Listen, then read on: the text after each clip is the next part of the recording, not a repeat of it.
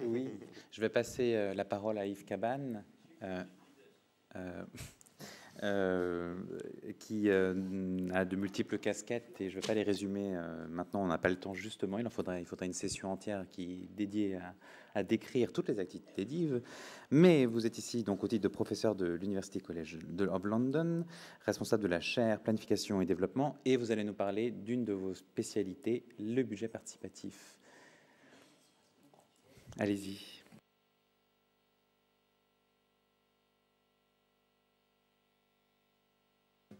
Voilà, bien. Effectivement, dans ces 10 minutes, donc bonjour à tout le monde, je vais parler en français. Et dans ces 10 minutes, j'aimerais partager avec vous disons, des expériences qui concernent les budgets participatifs. Donc, beaucoup en ont entendu parler. Les budgets participatifs, ils naissent il y a 25 ans à Porto Alegre, donc au sud, pas au nord. C'est important dans les innovations. Et cette année, il y en a probablement, il y a 1500 villes probablement, suivant nos calculs, et puis notre engagement, qui participent. Donc sûrement une des grandes innovations sur le plan de la gestion locale qui a essaimé du Brésil à l'Europe et en Chine actuellement, etc. Alors, en 2 mots, budget participatif, c'est des processus annuels par lesquels les citoyens et les citoyennes décident de la destination d'une partie ou de la totalité des investissements sur le plan local. Certaines villes destinent et mettent en débat 100% de leur budget, d'autres 1, 2, 3%, et cela peut changer d'une année à l'autre. Ce que je vais partager avec vous, c'est un tout petit résumé sur une dimension financière, puisque ça a été l'invitation d'aujourd'hui, d'un très gros travail avec 20 villes dans lesquelles on a examiné, au cours de ces 2 dernières années, les 20 000 projets. Donc c'est pas peu, hein, c'est le plus gros travail qui a été fait sur ces 25 ans. 20 000 projets qui représentent 2 milliards de dollars. Donc c'est pas petit. Vous voyez, c'est pas, souvent on dit budget participatif, c'est alternatif. Donc vingtaine de villes, quelques-unes sont européennes. Et les enseignements sur l'innovation financière sont essentiellement du Sud. Il y a des choses dans le Nord, mais donc sur un monde global, on voit là qu'il y a un besoin d'échange. Demain matin, on reparlera de certains aspects. Mais quelles sont les conclusions? Le rapport est prêt, il est en anglais, il n'est pas en français. Et il avait été fait pour le UCLG, le CGLU, le Cité Gouvernements Locaux Unis, pour le 3e rapport du Gold. Alors, ce que l'on constate, c'est que d'une part, et vraiment en continuité avec ce qui vient de se dire, ce sont des processus de cogestion des ressources publiques. C'est-à-dire, à la fin du cycle, le budget est approuvé par le conseil municipal, par le conseil province ou de la région, et les décisions sont prises quand même souvent par les citoyens ou système de consultation. Alors, les conclusions de ce travail actuellement, c'est de dire, d'une part, c'est un outil de justice sociale. Il permet de réduire les inégalités, il permet aux plus démunis, à ceux qui sont exclus, de pouvoir bénéficier de ressources publiques pour des actions et des projets immédiats. C'est aussi un outil de justice spatiale. Ce que l'on constate, et Myriam Coe nous citait ces indicateurs, ils en sont souvent utilisés pour que les ressources soient destinées à des territoires ou des parties de territoires qui sont les plus démunis. Donc un outil de vraie justice spatiale. Mais c'est aussi un outil qui se démarque de ce que l'on entendait tout à l'heure sur une société basée sur les techniques d'information et de communication. Et il met une grosse place, en général, quand il marche bien, à la délibération. C'est-à-dire les ressources sont faibles eu égard aux besoins, mais par contre, ils sont très riches du point de vue des délibérations, du dissensus, de décider comment et pourquoi utiliser des ressources.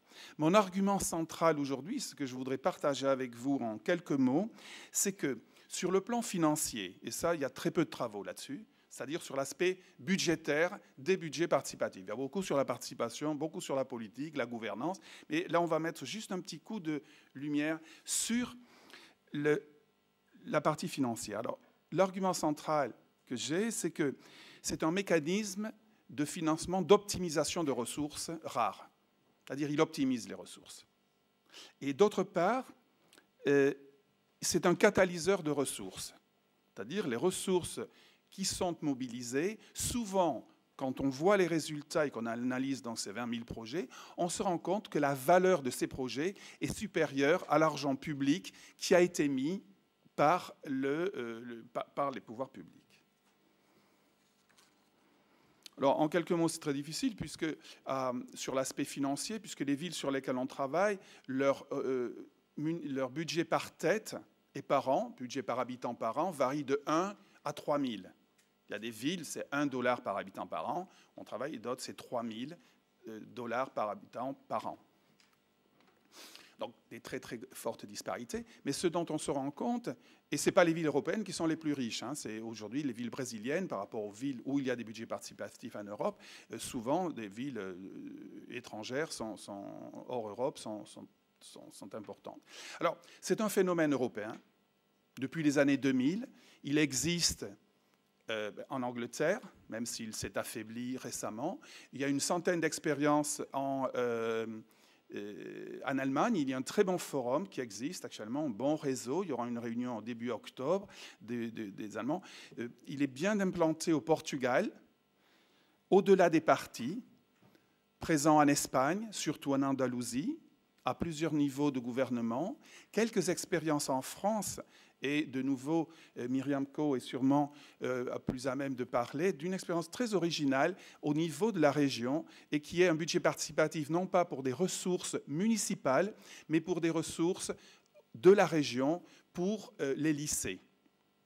Donc voilà, on sort de la sphère, on est toujours dans la sphère publique, mais on sort de la sphère du gouvernement local.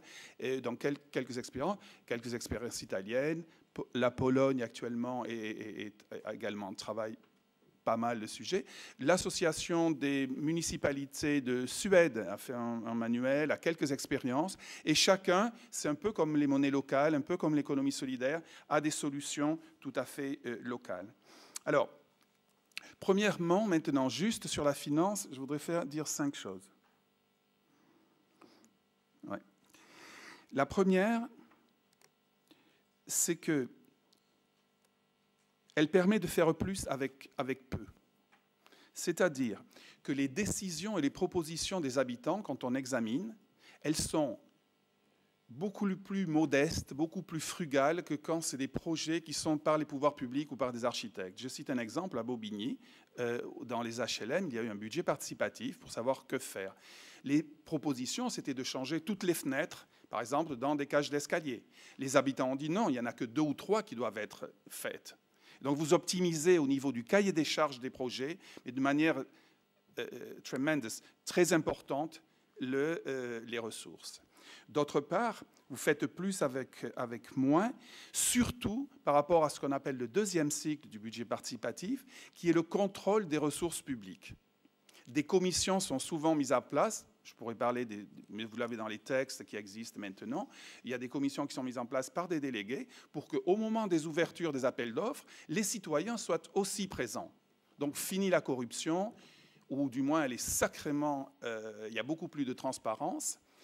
Suivi des projets sur le terrain, c'est plus simplement l'apanage des architectes. Et puis... suivi aussi donc jusqu'à la remise du projet. Et ça a permis vraiment de faire 100 avec 100. C'est-à-dire avec 100 000 euros, par exemple, vous faites des projets de 100 000 euros. Et ça, c'est tout à fait important. Une autre des réductions de coûts qui va dans cet argument de faire plus avec moins, c'est que les frais d'entretien sont de beaucoup réduits. Dans des zones difficiles, où la dégradation, le vandalisme sont souvent le cas, ou le manque d'entretien. Et ça, c'est surtout pour des espaces publics, mais aussi pour des équipements. Ce qu'il y a eu de très clair, et là on l'a vérifié sur pièce, c'est qu'au bout de 5, 6, 7 ans, vous avez encore des investissements publics dont les frais d'entretien ou les frais simplement de mise en œuvre sont tout à fait réduits.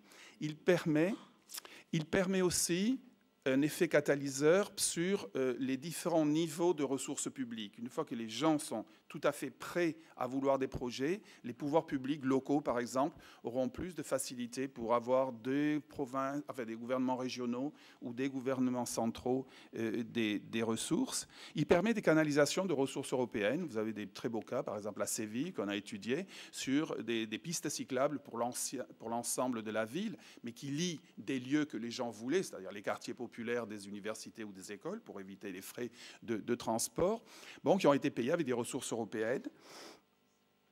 Et vous avez aussi des mécanismes de lien des dépenses avec les ressources fiscales, c'est-à-dire plus le paiement des impôts locaux est élevé, plus ce quartier aura une péréquation pour recevoir davantage. Donc il y a bien là un phénomène d'éducation.